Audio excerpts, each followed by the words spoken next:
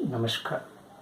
Friends, in the last discourse, that is Discourse 2, we have learned the invocatory prayer and the mythology associated with Patanjali.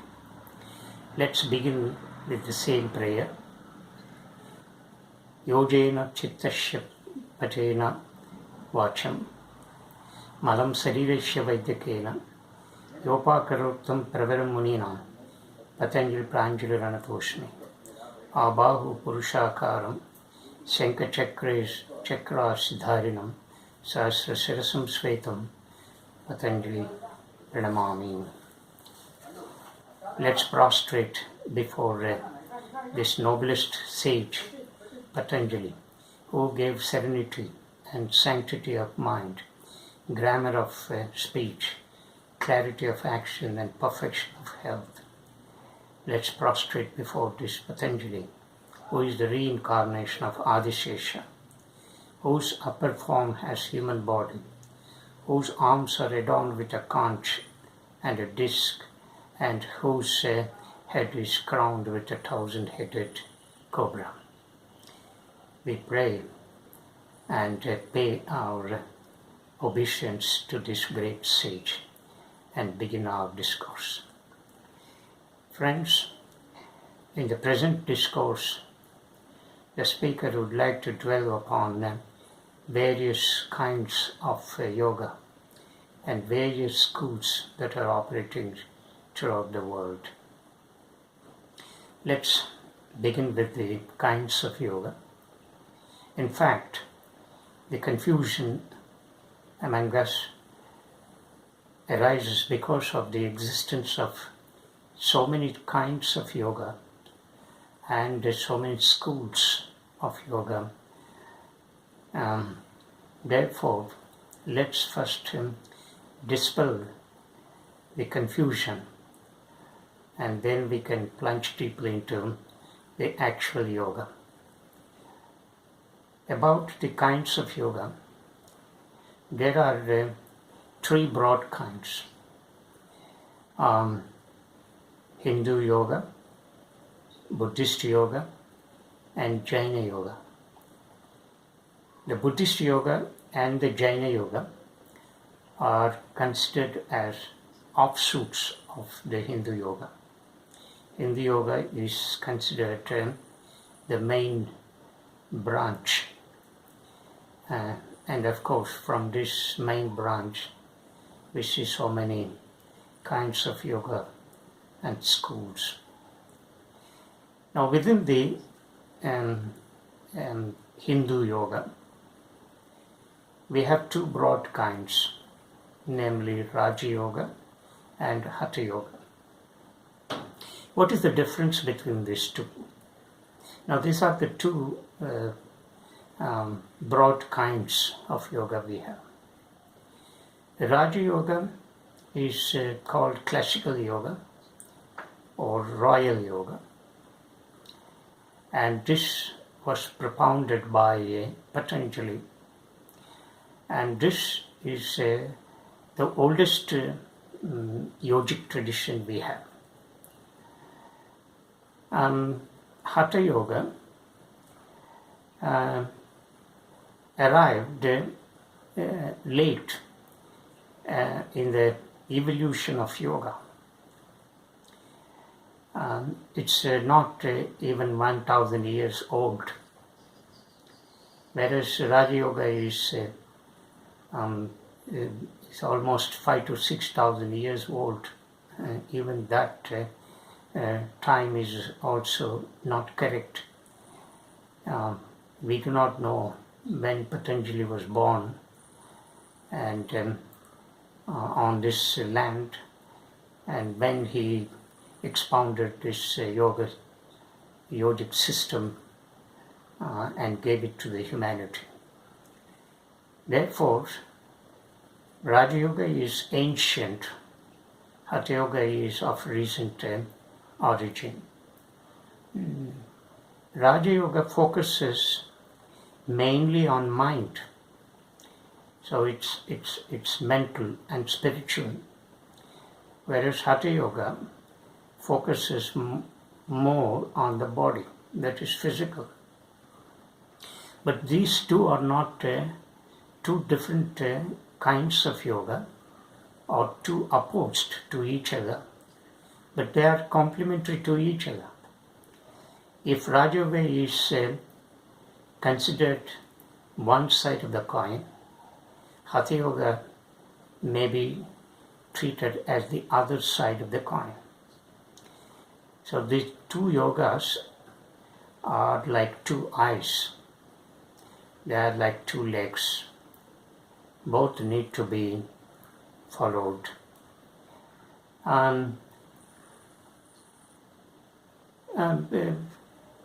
Let's apart from these two broad kinds,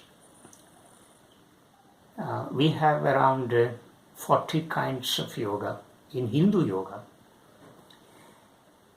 These 40 kinds of yoga deal with a particular aspect or element of yoga in a particular context. So though they are diversified in nature, they all constitute and belong to one huge tree called Hindu yoga. Of these 40 kinds of yoga, only 7 to 8 are treated as most important. They are, to start with, Raja Yoga. Second is Hatha Yoga. Third is Karma Yoga.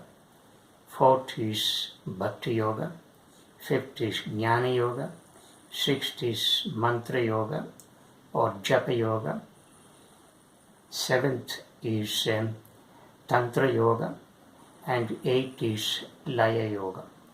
So these are the 8 most prominent systems of yoga we have now. There are other kinds.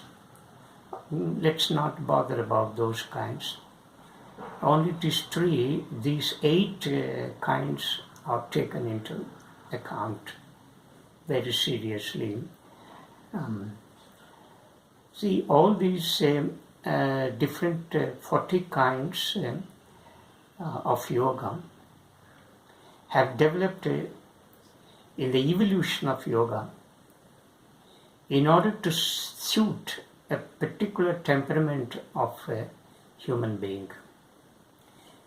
As for instance, Raja Yoga, it directly focuses on mind. Similarly, Hatha Yoga gives more emphasis to the body. Karma Yoga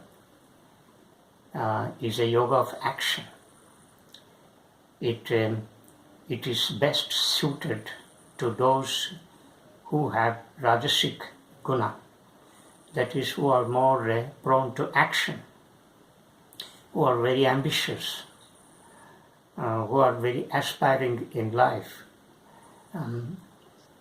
Bhakti Yoga is called the yoga of devotion, and this sort of yoga is suited to those in whom the element of devotion is very predominant.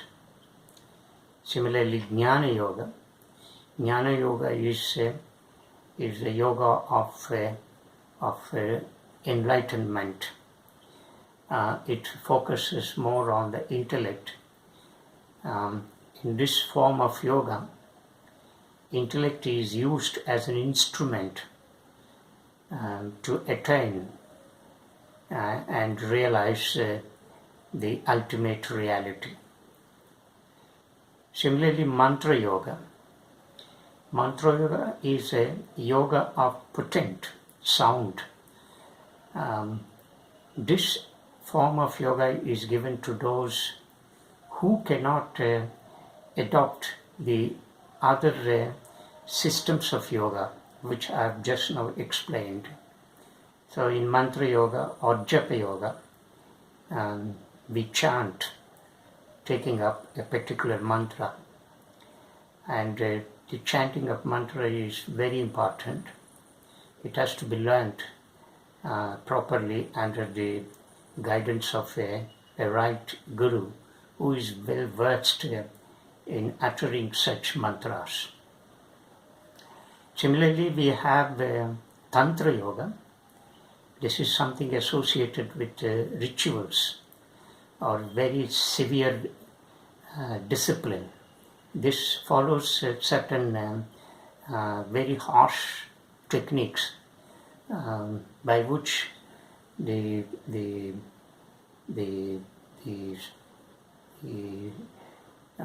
ultimate is realized.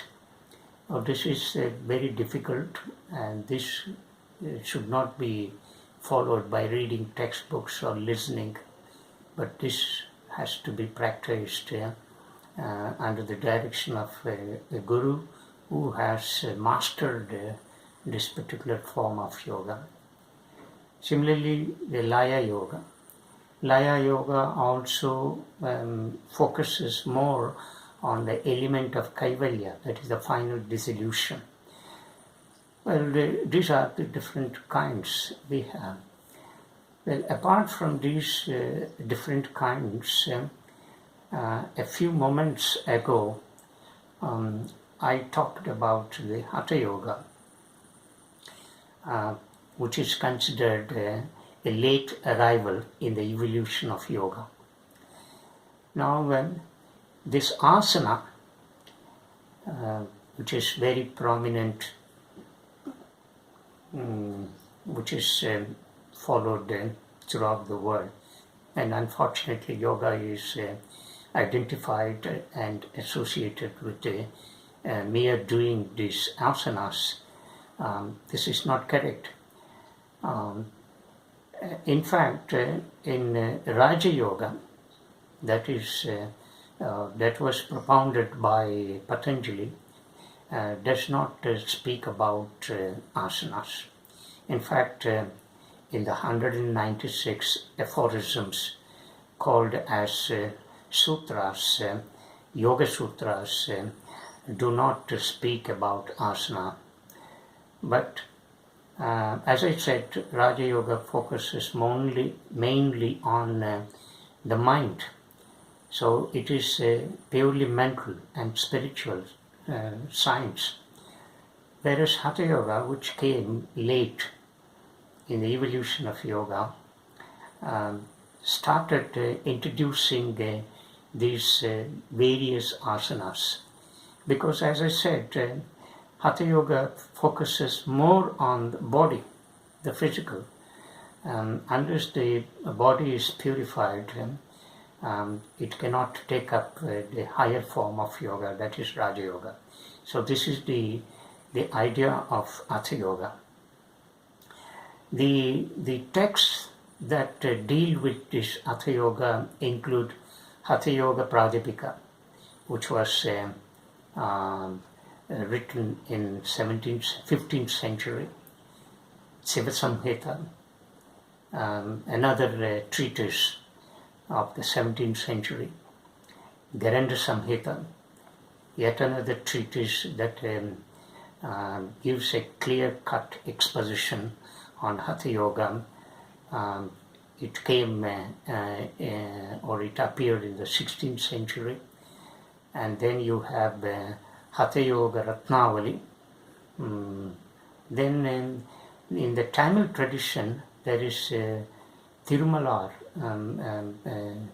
Tirumanjam of Tirumalar is also treated another form of Hatha Yogic text. Well, these are the texts. To repeat, Hatha Yoga Pradipika, Shiva Samhita, Garanda Samhita, Hatha Yoga Ratnavali. These four texts extensively deal with asanas, pranayama, and of course kriyas that aim at purifying the whole organism.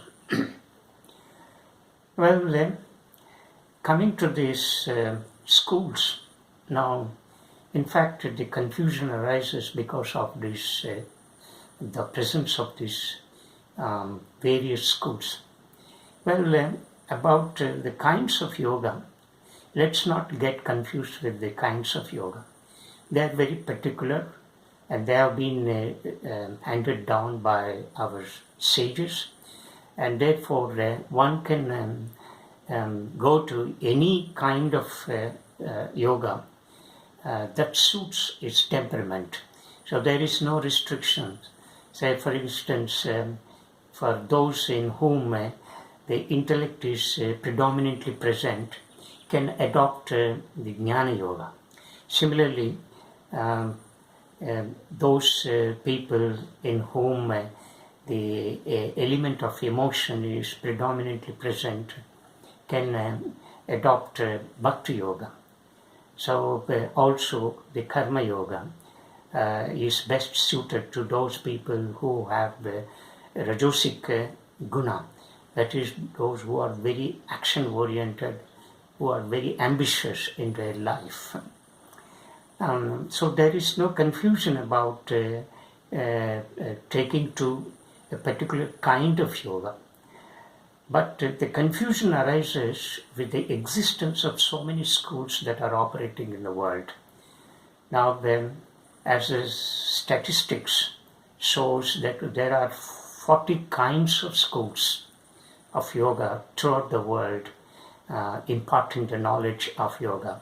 But all these 40 schools have to trace their actual knowledge from Patanjali's yogic tradition. These 40 schools, as for instance B.K.S. Iyengar's school, or the Bikram Chowdhury's school called Power Yoga or Heart Yoga. B.K.S. Iyengar's school of yoga is also called Furniture Yoga because he uses furniture extensively for the sadhakas while teaching Hatha Yoga. And then you have Sri Ravi Shankar's yoga school which propagates Kriya Yoga. Then Isha Yoga founded by Jaggi Vasudev. Then the Bihar School of Yoga. Then Swami Vivekananda School of Yoga located in Bangalore. And then Lonavala School of Yoga in Lonavala in Maharashtra. So likewise you have 40 schools. Now each school has its own tradition, and therefore the confusion arises because of the presence of these 40 schools. So when one goes to some school, joins, and if one finds that he or she doesn't progress, and then he or she moves to another school. So this is the way how we get confusion. So simply because we are not finding any progress in ourselves while practicing this yogic sadhana, we get confused, we become very restless, we become agitated, and then we move to another school. This is the problem that we as human beings, when we want to take up yoga and join a particular school, when you join a particular school, stick on to that school's tradition. And as I've said, no yogic school differs from the actual classical yoga that was given by Patanjali. So therefore, let's not get confused with the existence of these 40 different schools of yoga. But I would like to clarify in this talk that the kind of yoga that is in vogue, in existence throughout the world, is called calisthenics or fitness yoga. I call it fitness yoga because they focus more on the health aspect of human body. I'm not denying, the speaker is not rejecting the health of a human body. In fact, health is more important. If you do not have a sound health, you can't sit in meditation, you can't proceed to the higher form of yoga that is found in Patanjali's yogic tradition. The difference between Patanjali's yogic tradition and the kind of yoga that is in practice throughout the world is that Patanjali's yoga is very scientifically evolved. It moves from step to step. You cannot straight away move to the higher unless you master the lower forms of your system. So therefore, my discourses in the next, say, almost, I do not know in how many discourses I am going to cover this entire knowledge, the wisdom of this yogic tradition that was given by our ancient sages. But certainly I would say that right now I have fixed as 100 discourses. Maybe it may exceed these 100 discourses, but I would try to enlighten you this most beautiful science that deals with the body and mind. Thank you very much. Namaskar. We will meet in the next discourse. Namaskar.